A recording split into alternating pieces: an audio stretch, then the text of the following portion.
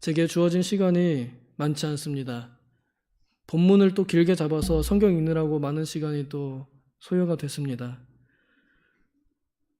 성령께서 허락하시는 안에서 은혜의 말씀을 함께 나누어 보고자 합니다.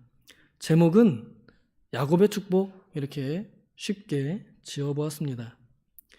야곱의 축복은 우리가 흔히 잘 알고 있는 노래 제목이기도 합니다. 너는 담장 너머로 뻗은 나무, 이러면은 다들 막 박수 치면서 노래를 부르는 그 제목인데, 그런데 그건 그 다음 장 49장 22절에 나오는 겁니다.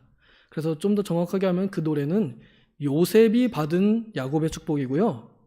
오늘 나오는 야곱의 축복은 요셉의 아들들이 받은 야곱의 축복입니다. 축복한 사람은 야곱이 맞습니다. 그렇기에 그 축복은 야곱이 한 것입니다. 그렇지만 엄밀하게 말하면 이 축복을 받은 사람들은 에브라임과 므낫세, 요셉의 두 아들입니다. 그러니 정확하게 표현하자면 에브라임과 므낫세가 받은 축복, 이렇게 할 수 있겠습니다. 에브라임과 므낫세는 요셉의 아들이죠. 그럼 야곱에게는 어떤 존재일까요? 눈에 넣어도 아프지 않을 사랑스러운 두 손자입니다. 할아버지가 죽기 전에 유언 다 마치고 그 다음에 두 손자에게 축복하는 광경이 여기에 기록되어 있습니다. 야곱은 하나님께 이스라엘이라고 하는 새로운 이름을 받아서 야곱의 이름 아래로부터는 이 사람의 후손이 이스라엘이라는 국가로 불리게 되었습니다. 하나님의 은혜입니다. 이 이스라엘의 국가의 조상인 야곱이 죽기 전에 자녀들을 불러놓고 유언하듯이 다 축복을 하는데요. 자기들의 친아들들에게 축복하기 그 전에 먼저 두 손자에게 축복을 해 주었습니다. 오늘 이 축복하는 이 광경을 보면서 가정의 달을 맞이하고 또 오늘 어린이날을 맞이하여 우리 믿음의 가정이 이러한 모습이 되면 참 좋겠다는 소망을 여러분들이 가지시기를 바라고, 이 광경이 여러분들의 가정에 현실이 되기를 소망합니다. 때는 이제 이스라엘, 그러니까 야곱 할아버지가 돌아가실 때쯤 되었습니다. 병 걸렸다는 소식이 그의 아들 요셉에게 들렸습니다. 그래서 효심지극한 하나님의 계명을 우선시하는 제5계명, 내 부모를 공경하라 하는 그 계명을 지키는 요셉은 바로 달려가서 자기 아버지에게 문안을 했습니다. 이 소식을 요셉만 들었을까요? 아들이 12명인데 제일 먼저 달려온 거죠. 요셉이 그만큼 하나님 앞에서 신실한 만큼 자기에게 은혜를 베푼, 물론 큰 은혜를 베풀지는 못했습니다. 팔려가는 바람에 아빠하고의 추억이 없어요, 요셉이요. 그런데도 아빠한테 제일 먼저 달려간 사람이 요셉입니다. 아빠가 나한테 해준 게 별로 없는 것 같아 보여도 그래도 하나님 앞에서의 신의를 지키기 위하여 자기의 친족, 자기의 아버지를 가장 먼저 우선으로 모셨습니다. 그래서 그 아버지에게 자기의 두 아들을 데리고 갑니다. 혼자 가도 되지만 두 아들을 데리고 왔습니다. 여기에는 그냥 데려간 것이 아닙니다. 하나는 할아버지에게 손자를 보여주는 것이 효도라는 것을 알기 때문에, 이 당연한 사실을 알기 때문에 이 두 아들들이 이제 한창 자라는 청년들의 나이쯤 됩니다. 지금 여기 앉아있는 우리 청년들의 나이쯤 됩니다. 한창 바쁘고 놀기 바쁜 그런 청년들입니다. 근데 이제 할아버지 돌아가실 때쯤 됐다 하니까 무조건이고 데려간 겁니다. 야, 니네 지금 아니면 안 돼! 이러고 데려간 겁니다. 그래서 인사를 시켰습니다. 오래전이지만 우리 돌아가신 한 권사님 그 가정에 제가 한번 그런 적이 있습니다. 오늘 아니면은 병문안을 가지 못할 것 같아서 그 할머님 가정의 식구들을 데리고 가자고 해서 제가 데리고 갔거든요. 근데 바로 그 다음날 새벽에 소천하셨습니다. 그거 생각하면 진짜 때를 놓치지 않고 그 위독한 어르신께 사랑하는 손자들의 살아있는 모습을 보여드리는 것이 얼마나 중요한 일인지를 생각해 봅니다. 요즘에요, 명절 때 손자들 잘 안 갑니다. 다 이해하시겠거니요. 할머니, 할아버지를 안 와도 굉장히 보기를 6개월마다, 3개월마다 기다리고 1년마다 기다리는데 그마저도 뭐 바쁜 일 있다 이러면서 안 갑니다. 말은 표현은 못 하셔도요, 얼마나 서운하실까요? 이런 일에 대해서 우리 그리스도인들은요, 만사 제쳐놓고, 야, 너의 조상이 되신 너의 조부모님께 네가 얼굴 하나 보여드리러 가는 게 그렇게 어렵겠느냐? 이 작은 효도도 하나 못하는데 네가 무슨 사람 구실을 하겠느냐? 저는 좀 이렇게 세게 얘기하면서 데리고 가면 좋겠습니다. 저희 어머님도 그렇게 해서 끌고 가셨거든요. 그렇게 해서 인간적인 도리를 다하여 요셉은 할아버지의 사랑스러운 두 손자를 데리고 이제 죽기 직전에, 그리고 눈앞에 눈이 어두워가지고 이렇게 노안 때문에 보이지 않는 상태에서도 이제 그 두 아들 데리고 간 겁니다. 그래서 그 자리에서 이제 만났습니다.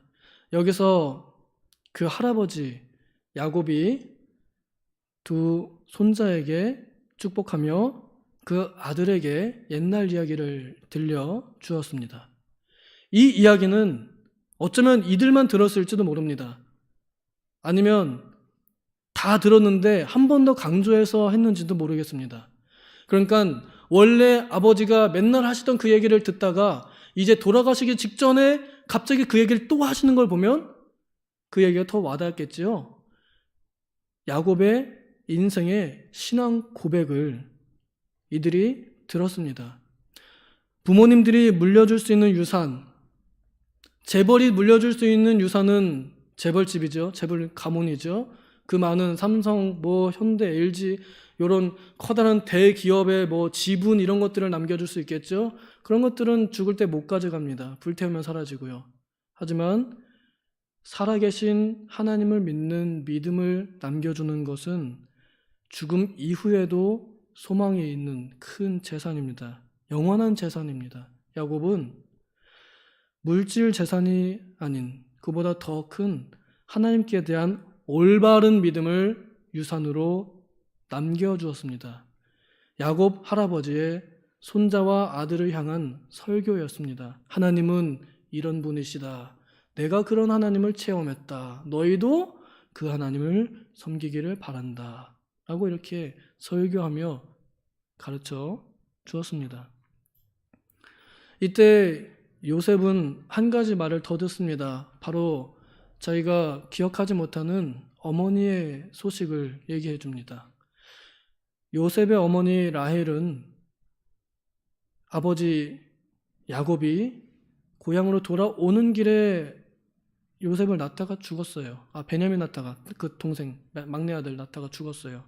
그러니까 요셉은 엄마 얼굴을 제대로 기억하지 못합니다. 어릴 때 이미 자기는 또 팔려가기도 하고, 그래가지고 이 요셉 입장에서는 그리운 대상이죠. 늘 생각할 만한 그 어머니의 소식을 이제 마지막으로 요셉에게 알려주는 겁니다.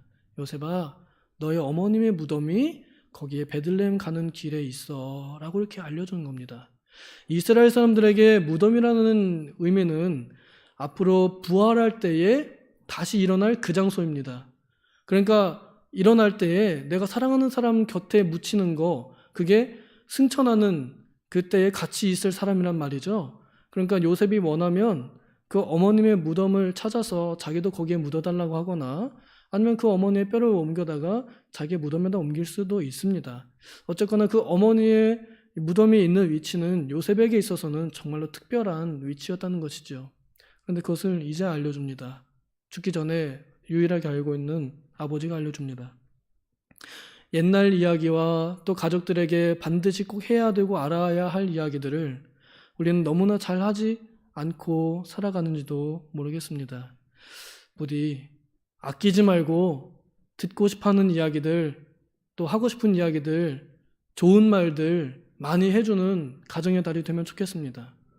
여기에 보면요, 나쁜 말 하나도 없습니다.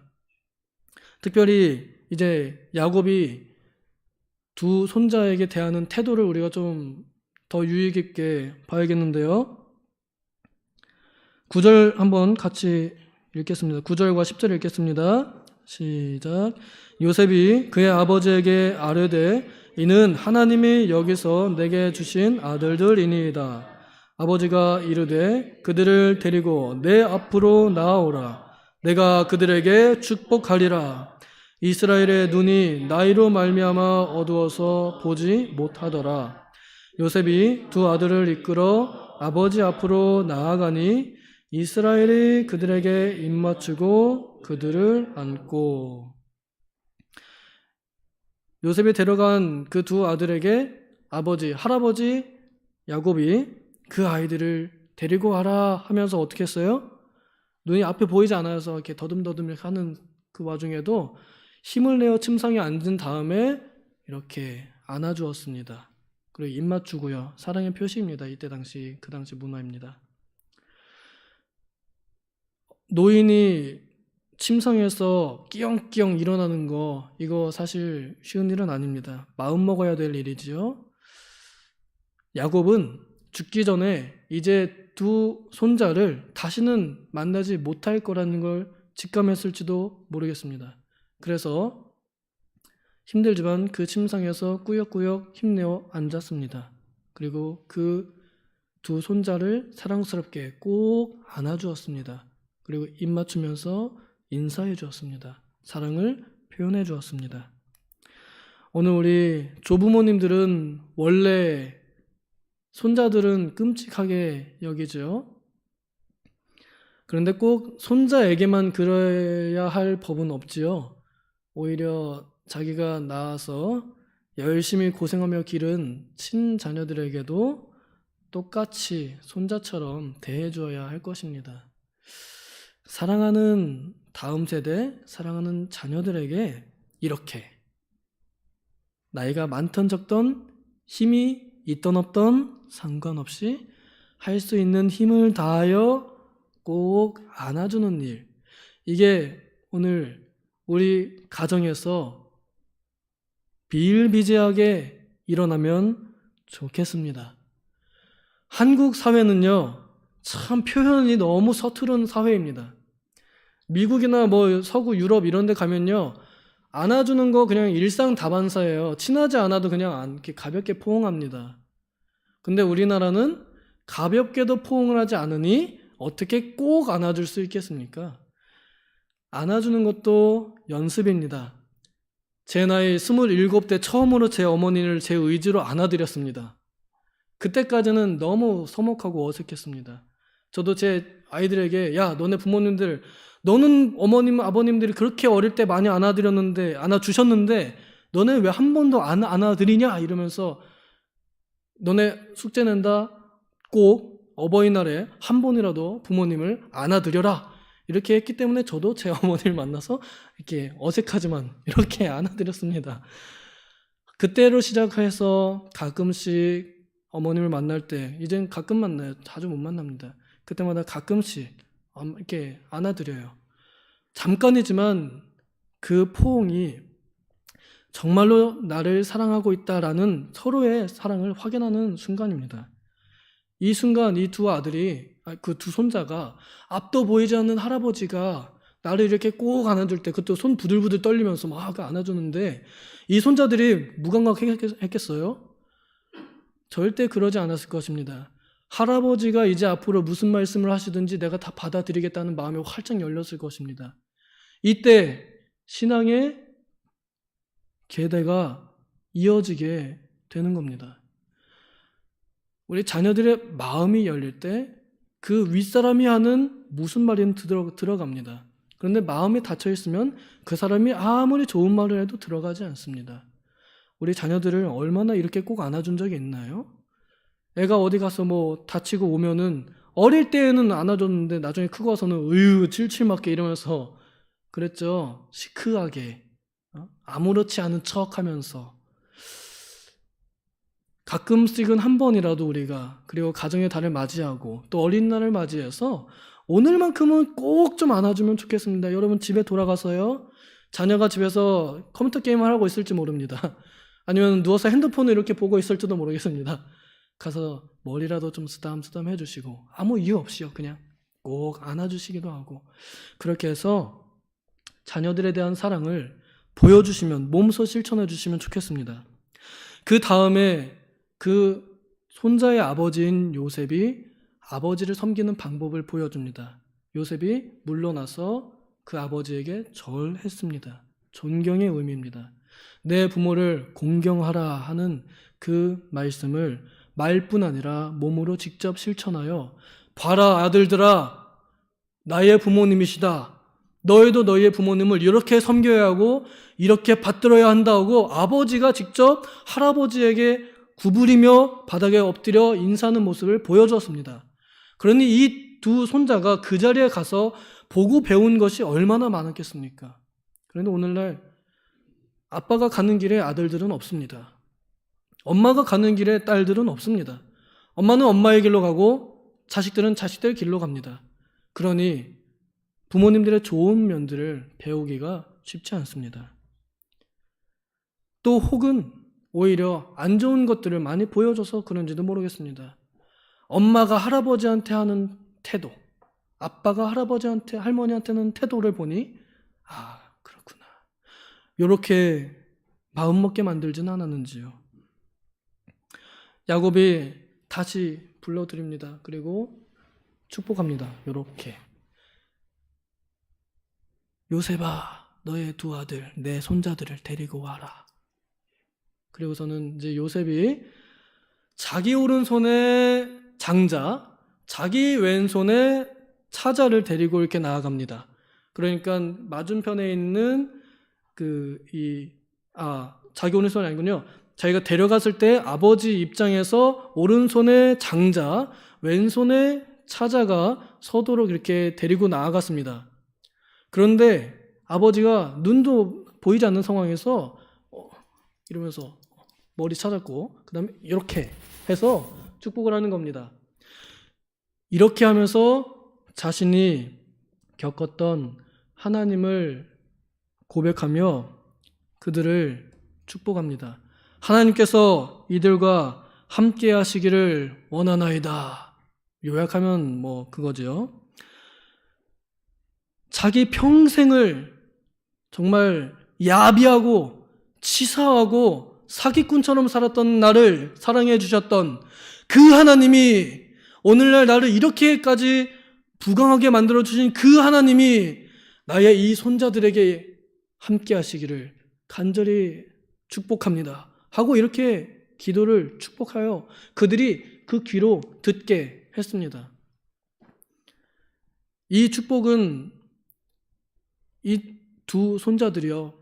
먼저 할아버지가 안아줬으니까 할아버지가 이제 무슨 말을 하든지 받아들일 준비가 되어 있는 상태에서 할아버지가 말하는 그 하나님이 이젠 귀에 들려옵니다.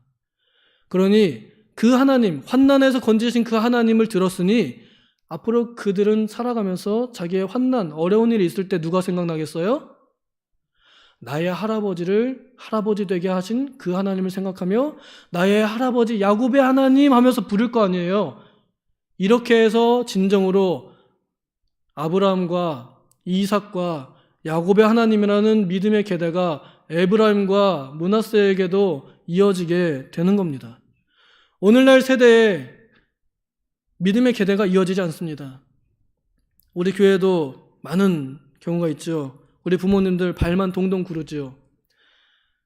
자녀들이 내 믿음을 이어가기는 정말 어려운 일입니다. 여기 야곱이 내 이름으로 그들이 칭하게 하옵소서라고 기도하죠.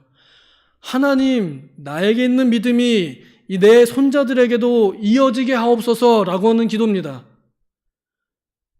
그래서 이 손자들이 그 믿음을, 살아계신 하나님을 믿는 믿음을 참으로 받아들인다면 이들이 신앙의 5대 집안이 됩니다.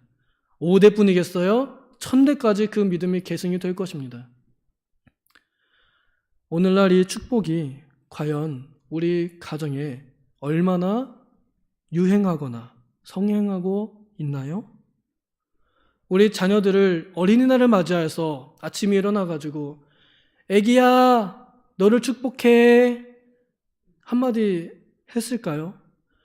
이제 다 큰 청년이 된 자식들한테라도 어린이날 원래 부모님 입장에서는 내 자식은 아흔을 먹어도 항상 애잖아요. 그렇죠?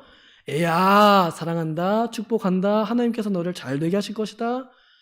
이런 한마디를 어린이날을 맞이해서 우리 자녀들에게 한마디라도 과연 했는지요? 저도 지금 생각났습니다. 우리 영적인 자녀들, 우리 중고등부 학생들한테 한마디라도 문자는 보내야 되겠습니다. 여러분들 축복합니다. 이렇게. 그래서 또 생각난 김에 오늘 찬양 인도해 주신 우리 청년들을 축복합니다.